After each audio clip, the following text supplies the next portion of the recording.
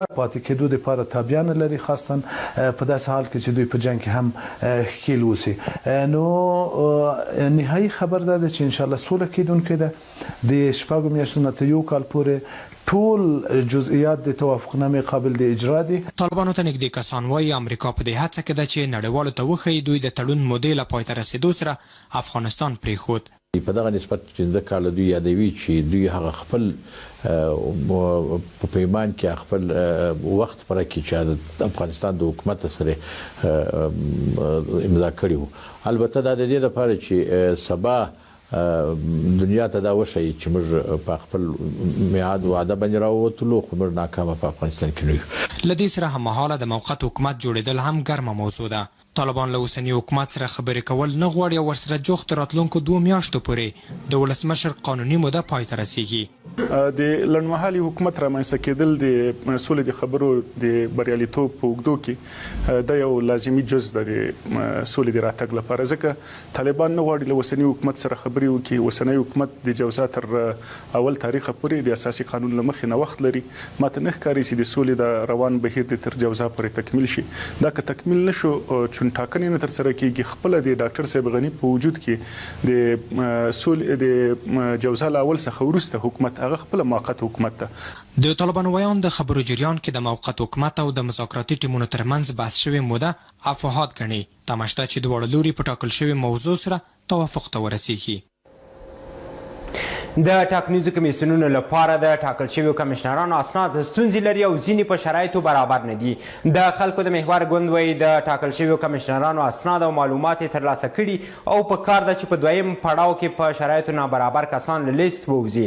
ټاکنیز ټکټونه د کمشنرانو په ټاکنه کې قومي جوړښت هم ناسم کار بولي چې له دې سره وړتیا له منځه ځي.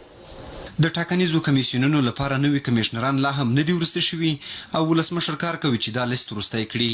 اوس چې 14 تنه د دواړو کمیسیونونو لپاره غوره شوي، اسناد یې کتل کېږي چې د ټاکنو قانون د 12مې مادې سره په ټکر کې نه وي. ځینې ټاکنیز ټکټونه وایي د ټاکل شویو کمیشنرانو د ځینو اسناد یې ستونزې لري او په شرایطو برابر نه دي.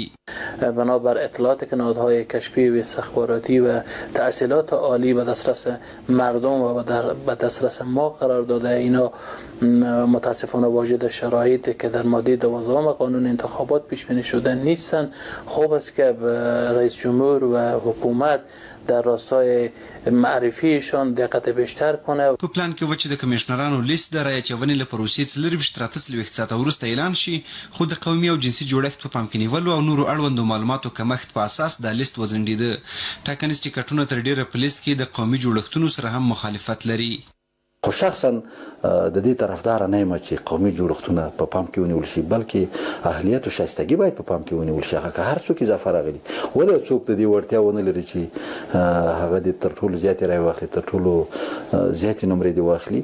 خو قصه دا ده چې ځینې مسایل شاید مجبوري د نظام یا د کاندید صاحبانو د نویو ټاکل شویو کمیشنرانو په تړاو اندېښنه ده چې په سیاسي ګوندونو او ټاکنیزو ټکټونو پورې تړاو لري چې ممکن هغوی ته ژمن واوسي. که چیرې وړ کسان کامیابه شي نو دغه ټول د انتخاباتو جنجالونه به حل شي، او که نه که چیرې وابسته کسان ناخپلواک کسان لاره پیدا کړي دغه پروسې ته چې یو یا دوه انتخاباتي ټکټونو سره یا سیاسي ګوندونو سره ارتباطات وي، نو طبعا هغوی به بیا په راتلونکي کې هغوی ته کار کوي او انتخاباتي پروسه به لا جنجالي شي. اوس چې د کمیشنرانو د پروسې وروستۍ ټاکنه ځنډېدلې، ټاکنو کمیسیون غوښتنه لري چې دا پروسه ژر وروستۍ شي.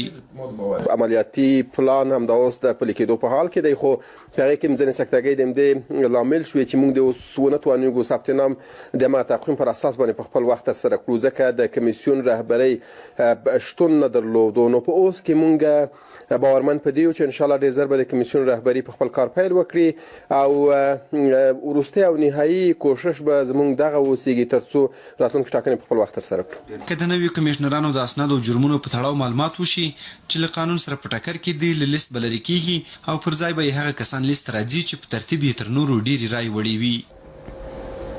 یوه نارسمي سروې ښیي چې کابل کې خلک د دولت له وسوالو مخالفینو دومره ډار نه لري لکه له زورواکو او وسلوالو غلو څخه چې ډارېږي.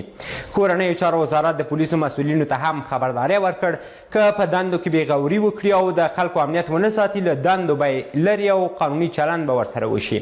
کورنیو چارو وزارت وایي اوس پولیس جدي دي او هیچ چا ته به اجازه ورنه کړي چې د دولت پر ضد وسله پورته کړي او یا نورې سرغړونې وکړي. د کابل د امنیتي وضعیت د ارزونې لپاره دلته مسؤلین راټول شوي چې د کابل د ناحیو له وکیلانو سره یو ځای ستونزې په نښه او حل لاره ورته وګوري. دلته له هغې نارسمي سروې یادونه وشوه چې کابل ښار کې خلک د دولت له وسلوالو مخالفینو دومره ډار نه لري لکه له زورواکو او نورو وسلوالو غلو چې ډارېږي. مدت قبل یک سروی از تمام هموطنان ما که در شهر کابل است صورت گرفته توسط بعضی مؤسسات غیر دولتی بی‌طرف که پرسان کنند از مردم خود سوالی است که چی چیز سبب نگرانی امنیت شما شده. کلانترین تشویش مردم جرایم بود، سرقت و اختطاف و زورگویان. طالب و انتحاری اینا قدمه پنجم و ششم گرفته بودیم. چیزی که مردم گفته حقایق که چیزی وجود داره. د همدې وضعیت د ښه کېدو لپاره کورنیو چارو وزارت امنیتي معاینیت زورواکو ته خبرداری درلود. که پخوا یې فکر کو چې موږ به بنده هسې وځو د دې موږ ته به څوک نشي ویلی هر کار چې کوو او خپل کار پولیس او د نورو سره به موږ ته موږ باندې به چی نشي کولی. دا خبرې خوبونه د فکر نه باید وباسي. او خوابا را باید بکشن. انیال وقتش است که باید تجدید فکر بکنن بخصوص مجرمین. پلیس خود ما هدایت دادیم کسانی که بیرق شریف ما به احترامی میکنن اسلحه می‌دارن علیه قانون علیه نظام از پا در آورده شود. کورنیو چارو وزارت د وضعیت د ښه کېدو لپاره د پولیسو رهبرۍ ته هم خبرداری ورکړی چې که په دندو کې ناغېړي وکړي له سخت چلند سره به مخ شي. د کابل پولیسو د ناحیو له ولسي مشرانو سره کار کوي چې ستونزې په نښه او حل لارې ورته پیدا کړي. دایر کردنش هستیم که از ملکای ولسوالی هست که حدوداً بین 500 تا 700 تن از ملکا هست در سطح ولسوالی های چهاردگانه ولایت کابل. بعد از این نشست بزرگ ما روی شنیدن ملکا و قماندانای امنی ولسوالی و ولسوالا هم پلان داریم که اونا را بشنویم و از نظریات نیکشان استفاده کنیم. کابل ښار کې نامسؤله وسلوال د خلکو رواني وضعیت ګواښي او پولیس اوس کار کوي چې څنګه کېدای شي په لوی لارو کې د غلاو مخه ونیسي او خلک په رواني لحاظ ډاډه کړي. له دې سره پخواني جنرالان وایي د زورواکو او مجرمینو نیول د حکومت له توان پورته خبره ده. په امنیتي ادارو نیوکه ده چې د قانون په پلي کېدو کې بریالي نه دي او یوازې په وعدو او شعارونو بسنه کړې. نیوکه دا ده چې مجرمین او زورواکي معلوم خلک دي خو حکومت یې پر وړاندې څه نشي کولی. له دې سره د کورنیو چارو وزارت امنیتي مرستیال ډاډ ورکړی چې د رهبرۍ په کچه نوي بدلونونو سره به اصلاحات راولي. زورواکو په جرمونو تورنو کسانو ته خبرداري وروسته اوس کورنیو چارو وزارت کې نوې رهبرۍ په تازه مورد کې خپل مسؤلین ننګولي که په دندو کې ناغېړي وکړي له دندو ګوښه کیږي. هغوی چې په امنیتي برخه کې معلومات لري د اقدام ته د شعار او کمپاین په سترګه ګوري چې عملي بڼه به غوره نه کړي. خو تر اوسه پورې په دې کې عملي بڼه نه لري. یعنې داسې نه دي شوي چې نیولي وي او راغوښتي وي او دوی سره حساب کړی. نو په دې لحاظ باندې زه فکر کوم دا یو اعلان وشو ویلې موږ ته هم دا سوال پیدا کیږي چې دا د کمپاین لپاره ده او که خلک ډاري که چیرې قانون تطبیقیږي نو باید چې څنګه وایي باید چې عمل باندې وکړي. حکومت په هغو زورواکو څه ناڅه چاپې اچولي چې د خلکو امنیت ته یې ګواښ پېښ کړی و خو د سیاسي فشارونو په پایله کې کورنیو چارو وزارت بریالی نه و چې زورواکي په زندان کې وساتي. انګېرنې دا دي چې زورواکي او غله د حکومت په دننه کې ملاتړي لري نو ځکه د خبرداریو پایله منفي ده. خبرداری خپل مسؤلین ته دوه معنا لري. یا دا چې وزیر صاحب داخله په خپل شهرت پسې ګرځي دا خبرداری ورکړي ولې عمل یې تر اوسه معلوم نه ده. او یا دا د په رښتیا دی د دوی شاته ولاړ دی ورته ویلي دي چې زه در سره ولاړ یم تاسې دا عمل وکئ مګر نور ماته پرېږدئ زه تاسې حمایه کوم. نو اوس به معلوم سي چې آیا په دې دوه کې د کوم یو دغه کې اکثرا په افغانستان کې لیدل شوي چې د خپل شهرت په خاطر باندې ډېر ښه شعارونه ورکوي. خو د کورنیو چارو وزارت بیا وایي چې په رهبرۍ کې تغییر راغلی او ډاډ ورکوي چې د هر جنایي مجرم او زورواکي پر وړاندې به قانوني چلن کیږي. درسته ده پولیس کې ظرفیت کې مشکلات تاسو په اعتماد نه کوو، ملت په اعتماد نه کوو، موږ به دې غم وخورو، موږ به اصلاحات راوړو. ستاسو نه موږ وسیله دا ده چې تاسو موږ سره همکار شئ. کورنیو چارو وزارت په دې وروستیو کې د زورواکو یو لیست خپور کړ، خو باور کیږي چې تر اوسه پورې د چا پر وړاندې اقدام نه دی شوی. سرور دانش روان کال د رسنیو او ژورنالستانو لپاره خطرناک وباله. د ولسمشر دویم مرستیال اعتراف وکړ چې له هڅو سره نه دي توانېدلي چې پر رسنیو او خبریالانو د بریدونو مخه ونیسي. دا څرګندونې په هغې غونډه کې وشوې چې معلوماتو ته د لاسرسي په برخه کې حکومت پلان جوړ کړی او د عمل له لومړۍ نیټې به د تطبیق وړ وي. د حکومت د 1493 کال د اطلاع رسونې پلان پیژندنې غونډه حکومت د پلان سره کار کوي چې معلوماتو ته د خلکو لاسرسي زیات کړي او ترڅنګ یې د خپل فعالیتونو حساب د رسنیو له لارې خلکو ته ورکړي. همداراز حکومت اطلاعاتو ته د لاسرسي کمیسیون غړي هم معرفي کړه چې نن خوشحاله یم تاسو تشریف راوړی دلته. او دا کمیسیون کولی شي زموږ سره همکاري وکړي د ټول رسنیو سره تر څو د اطلاعاتو د لاسرسي د قانون په تطبیق کې او همدارنګه د معلوماتو د طبقه بندۍ په برخه کې هغه لازم اقدامات چې ضرور دي انشاءالله په ګډه او همغږۍ سره یې ترسره کړو.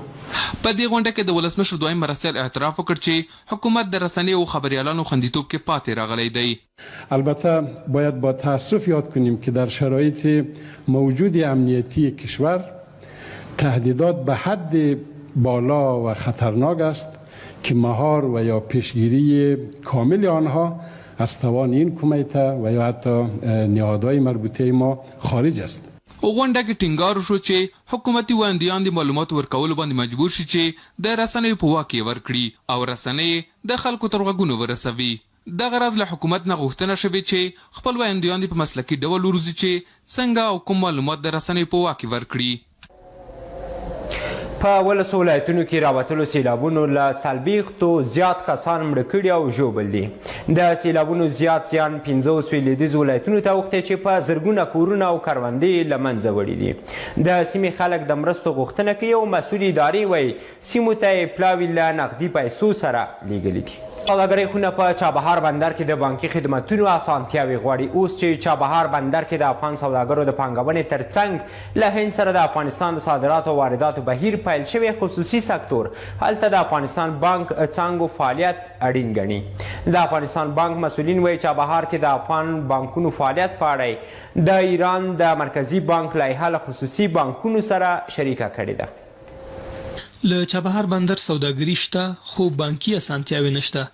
خصوصي سکتور وایي هغه پانګوال چې د چابهار آزاد ساحه کې فعالیت لري د بانکي خدمتونو نشټوالي له امله له ستونزو سره مخ دي.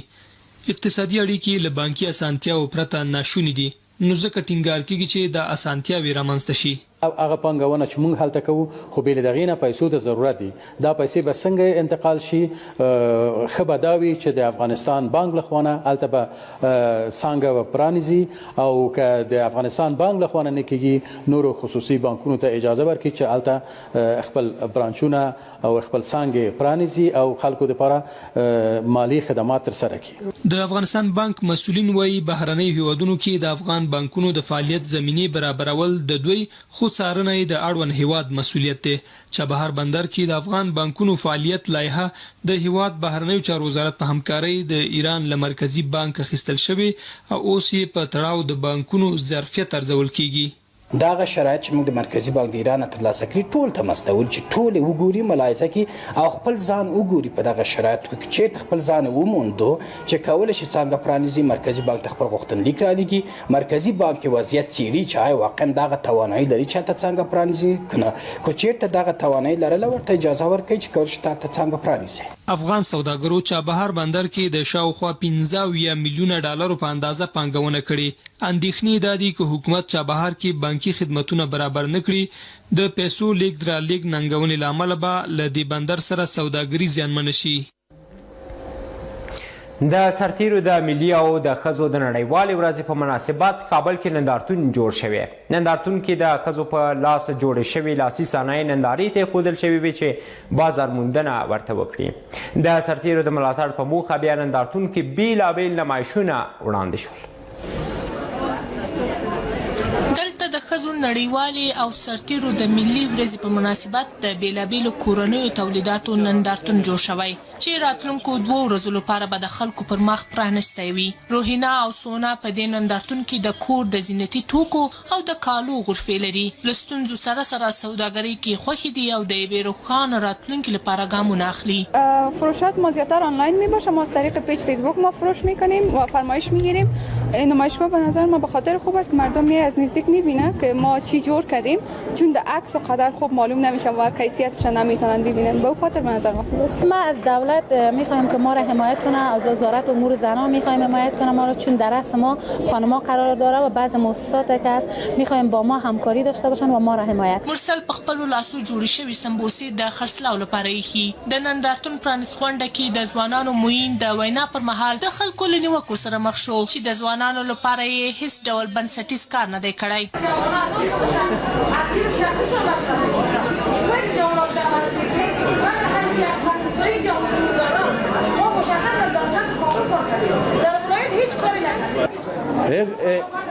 ای خورې تا ته وایم چې ګوره ستا په ولایت کې څنګه جنجال د په یوه مدیریت باندې د نور زورواکي هلته څه کوي؟